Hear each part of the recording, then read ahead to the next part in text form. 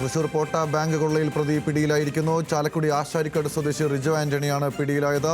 36 മണിക്കൂർ നീണ്ട പരിശ്രമത്തിനൊടുവിലാണ് പ്രതിയെ പിടികൂടിയത്. CCTV ദൃശ്യങ്ങൾ കേന്ദ്രീകരിച്ചുള്ള അന്വേഷണത്തിലാണ് നിർണായകമായ കണ്ടെത്തലുകൾ പോലീസിന് ലഭിച്ചത്. കൊള്ളയടിച്ച 15 ലക്ഷം രൂപയിൽ 10 ലക്ഷം രൂപ കണ്ടെത്തുകയും ചെയ്തിട്ടുണ്ട്. 5 ലക്ഷം രൂപ ഇയാൾ വ്യത്യസ്ത ആവശ്യങ്ങൾക്കായി ചെലവിട്ടു എന്നാണ് മനസ്സിലാക്കാൻ സാധിക്കുന്നത്. ഇപ്പോൾ പ്രതിയുമായി ബന്ധപ്പെട്ടുള്ള ചോദ്യം ചെയ്യൽ പുരോഗമിക്കുകയാണെന്നാണ് മനസ്സിലാക്കുന്നത്. അതനുസരിച്ച് എന്താണ് ഈ കുറ്റകൃത്യത്തിലേക്ക് നയിച്ചത് എന്നതിൽ പ്രാഥമിക ഘട്ടത്തിൽ പോലീസ് നൽകുന്ന വിശദീകരണം അനുസരിച്ച് ആഡംബര ജീവിതം, ധൂർത്ത് തുടങ്ങിയ കാര്യങ്ങൾക്ക് കാരണമുണ്ടായിട്ടുള്ള കടം വീട്ടുന്നതിന് വേണ്ടിയിട്ട് പൈസ കണ്ടെത്തുന്നതിനാണ് മോഷണത്തിലേക്ക് നീങ്ങിയത്, മോഷണം നടത്താൻ തീരുമാനിച്ചത് എന്നുള്ള വിവരമാണ് ഇപ്പോൾ പുറത്തു വരുന്നത്. വാർത്തയുടെ വിശദാംശങ്ങളുമായി ലെവിൻ കെ വിജയനുണ്ട്. ലെവിൻ, എന്താണ് ഏറ്റവും പുതിയ വിവരങ്ങൾ? പ്രതിയെ ചാലക്കുടി പോലീസ് സ്റ്റേഷനിലേക്ക് എത്തിക്കുകയാണ് police. Rural S P V കൃഷ്ണകുമാറിന്റെ നേതൃത്വത്തിൽ അന്വേഷണ ഉദ്യോഗസ്ഥരായ PK സുമേഷ്, അതോടൊപ്പം തന്നെ കൊടുങ്ങല്ലൂർ DYSP VK രാജു തുടങ്ങിയ ഉദ്യോഗസ്ഥരടക്കം ചേർന്നാണ് പ്രതിയെ സ്റ്റേഷനിലേക്ക് എത്തിക്കുന്നത്. ഔദ്യോഗികമായി ഈ പ്രതിയെ ഈ കസ്റ്റഡിയിലെടുത്ത് അതിന്റെ നടപടികൾ പൂർത്തീകരിച്ച് ഇനി അറസ്റ്റിലേക്ക് കടക്കുകയാണ് പോലീസ്. ഈ സംഭവത്തിൽ കൃത്യമായി ഈ പ്രതിയെ പിടികൂടാൻ ഇടയായ സാഹചര്യങ്ങൾ അടക്കമുള്ളവ പോലീസ് വിശദീകരിക്കും. അത്തരം കാര്യങ്ങളിലേക്ക് കൂടി കടക്കുകയാണ്. ഇയാളെ ചോദ്യം ചെയ്യുന്നത് SP-യുടെ നേതൃത്വത്തിലാണ്. റൂറൽ SP B കൃഷ്ണകുമാർ തന്നെ നേരിട്ട് മേൽനോട്ടം വഹിക്കുന്ന ഒരു അന്വേഷണമാണത്. അതുകൊണ്ട് തന്നെ അദ്ദേഹം തന്നെ നേരിട്ടെത്തിയാണ് അറസ്റ്റും കസ്റ്റഡിയും അടക്കം പൂർത്തീകരിച്ചിരിക്കുന്നത്. നിലവിൽ നടപടികളൊക്കെ പൂർത്തീകരിച്ച് പോലീസ് വിചാരിക്കുന്ന വേഗതയിൽ തന്നെ കാര്യമായ പ്രശ്നങ്ങളില്ലാതെ പ്രതിയെ കസ്റ്റഡിയിലെടുക്കാനും മറ്റും സാധിച്ചിട്ടുണ്ട്. അതിന്റെ അടുത്ത ഘട്ടം എന്നുള്ളത് ചോദ്യം ചെയ്യൽ അടക്കമുള്ള നടപടികളാണ്. പ്രാഥമിക ചോദ്യം ചെയ്യൽ പൂർത്തീകരിച്ചു. പ്രാഥമിക ചോദ്യം ചെയ്യലിലാണ് പ്രതി കുറ്റം സമ്മതിച്ചത്. ആദ്യ മണിക്കൂറിൽ തന്നെ പ്രതിയെ കസ്റ്റഡിയിലെടുത്ത് ആദ്യ സമയങ്ങളിൽ തന്നെ പ്രതി കുറ്റം സമ്മതിച്ചു. ആഡംബര ജീവിതത്തിനും മറ്റുമായിട്ടാണ് പണം ചെലവഴിച്ചത്, വിനിയോഗിച്ചത് എന്നടക്കമുള്ള കാര്യങ്ങൾ ഇയാൾ പറഞ്ഞു. മോഷണത്തിന് പ്രധാനപ്പെട്ട ഉദ്ദേശം കടം വീട്ടുകയും ആഡംബര ജീവിതം നടത്തുകയും ഒക്കെയായിരുന്നു. ഈ CCTV ദൃശ്യങ്ങൾ തന്നെയാണ് പ്രതിയുടെ പ്രധാനപ്പെട്ട കുരുക്കായി മാറിയത്.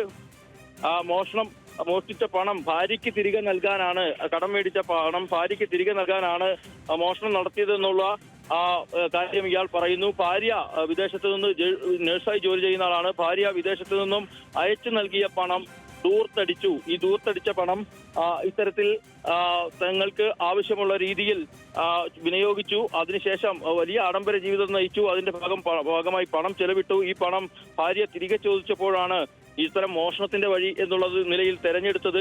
ഭാര്യ അയച്ച പണം ധൂർത്തടിച്ചു. അത് തിരിച്ചു നൽകുന്നതിന് വേണ്ടി ഇത്തരമൊരു മോഷണം നടത്താൻ തീരുമാനിക്കുകയായിരുന്നു. കൊട്ട ഫെഡറൽ ബാങ്ക് ശാഖയിൽ നിരന്തരം എത്തിയിരുന്ന ഇയാൾ ഈ ബാങ്കുമായി ബന്ധപ്പെട്ടുകൊണ്ടുള്ള കാര്യങ്ങൾ നിരീക്ഷിച്ചിരുന്നു. ബാങ്കിൽ സ്ഥിരപരിചിതനായിട്ടുള്ള ഇയാൾ ഇത്തരത്തിൽ വലിയ തിരക്കില്ലാത്ത ഒരു സ്ഥലമാണ്, വലിയ തിരക്കില്ലാത്ത സമയം തിരഞ്ഞെടുത്തു. ബാങ്കിൽ 8 ജീവനക്കാർ മാത്രമേ ഉള്ളൂ.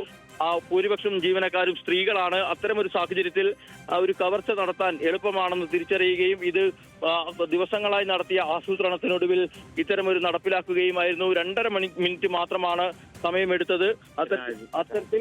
അത്തരത്തിൽ ഒരു പ്രൊഫഷണൽ ടച്ച് ഇല്ലാത്ത നിലയിൽ, അതായത് ഒരു പരിചയക്കുറവുള്ളയാൾ മോഷണം നടത്തുന്ന നിലയിലാണ് കാര്യങ്ങൾ എന്ന് പോലീസിന് ആദ്യം തന്നെ CCTV ദൃശ്യങ്ങളിൽ തന്നെ വ്യക്തമായിരുന്നു. പിന്നെ ഒരു പേന കത്തിയുമായി എത്തി ഏത് നിലയിൽ ഇങ്ങനെ ആളുകളെ ഭീഷണിപ്പെടുത്തി മോഷണം നടത്താമെന്നുള്ളതാണ് പോലീസിന് രണ്ടാമത്തെ ദുരൂഹതയും സംശയവുമായി അവശേഷിക്കുന്നത്. ഏതെങ്കിലും തരത്തിൽ ഒരു ബാഹ്യ സഹായം, ബാഹ്യ പിന്തുണ ഇനിയും ഉണ്ടായിട്ടുണ്ടോ എന്നതടക്കമുള്ള കാര്യങ്ങൾ ഇനിയും വ്യക്തമാവേണ്ടതുണ്ട്. പോലീസിനെ സംബന്ധിച്ചുകൊണ്ട് ഏറെ വെല്ലുവിളി ഇത്തരത്തിലുള്ള ഒരു അന്വേഷണത്തിൽ ബാങ്കിന്റെ കൂടി സഹകരണം ഉറപ്പുവരുത്തുകയായിരുന്നു. അത്തരം വിവരങ്ങൾ CDR വിവരങ്ങളടക്കം പരിശോധിക്കുകയും ചെയ്തിട്ടുണ്ട്.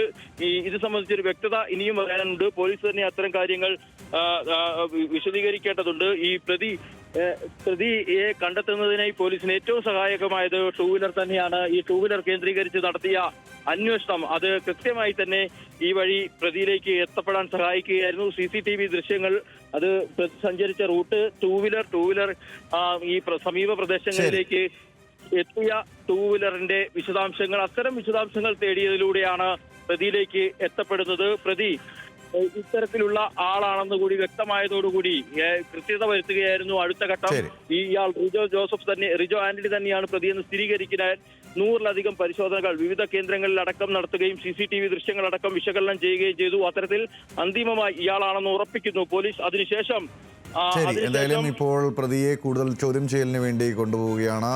എസ് പിയുടെ നേതൃത്വത്തിലാണ് ചോദ്യം ചെയ്യൽ ഉണ്ടാവുക. കേരളത്തെ ഞെട്ടിച്ച പോട്ട ബാങ്ക് കവർച്ച കേസിലെ പ്രതി റിജോ ആന്റണി പിടിയിലായിരിക്കുകയാണ്. 36 മണിക്കൂർ നീണ്ട പരിശ്രമത്തിനൊടുവിലാണ് പ്രതിയെ പിടികൂടാൻ സാധിച്ചിട്ടുള്ളത്. എന്തായാലും ആ വാർത്ത ആദ്യം പ്രേക്ഷകരിലേക്ക് എത്തിച്ചത് ന്യൂസ് മലയാളമാണ്. ലെവിൻ കെ വിജയൻ തൃശ്ശൂരിൽ നിന്നും വാർത്ത ബ്രേക്ക് ചെയ്തു. എന്തായാലും ഇപ്പോൾ പ്രതിയെ ചോദ്യം ചെയ്യലിന് വേണ്ടി കൊണ്ടുപോയിരിക്കുകയാണ്. വിശദമായ ചോദ്യം ചെയ്യലിലൂടെ കൃത്യമായിട്ട് ഇനി ചേർക്കപ്പെടേണ്ട കണ്ണികൾ, അഴിക്കേണ്ട കുരുക്കുകൾ അതെല്ലാം അഴിച്ച് കൃത്യമായിട്ടൊരു വിശദീകരണം ഉണ്ടാകുമെന്നാണ് അന്വേഷണ സംഘത്തിന് നേതൃത്വം നൽകിയ Thrissur rural Thrissur rural SP മാധ്യമങ്ങളോട് പ്രതികരിച്ചിരിക്കുന്നത്. എന്തായാലും വാർത്തയുടെ വിശദാംശങ്ങൾ പങ്കുവച്ചത് ലെവിൻ കെ വിജയനാണ് തൃശ്ശൂരിൽ നിന്ന്.